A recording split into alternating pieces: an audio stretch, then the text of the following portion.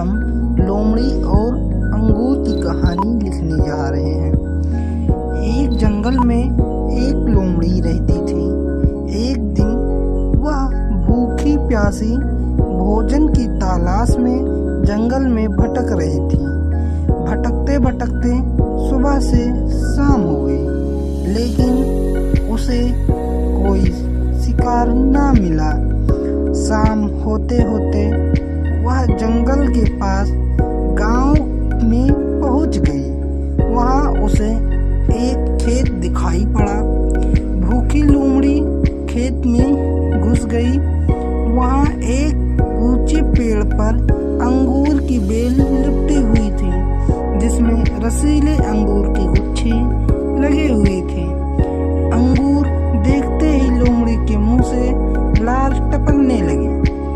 वह उन रस भरे अंगूरों को खाकर अपनी भूख मिटाना चाहती थी।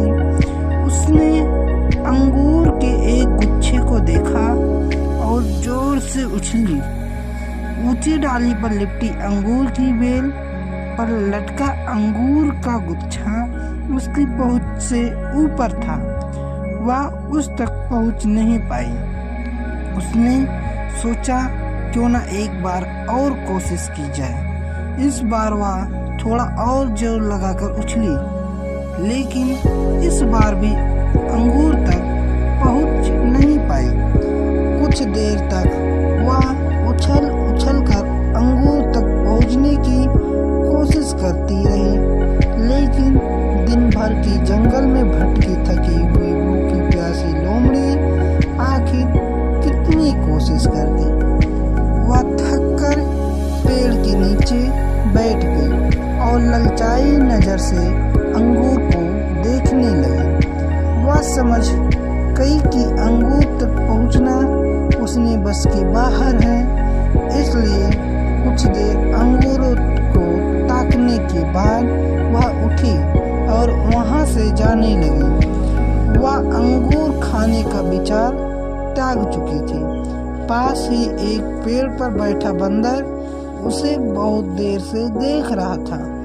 उसे जाते हुए देख वह खुद को रोक नहीं पाया और पूछा, बैठा, क्या हुआ लोमड़ी बहन, वापस क्यों जा रही हो? अंगूर नहीं खाओगी? लोमड़ी रुकी और बंदर को देखकर फीकी मुस्कान के साथ बोली, नहीं बंदर भाई, मैं ऐसे अंगूर नहीं खाते, ये तो खट्टे हैं।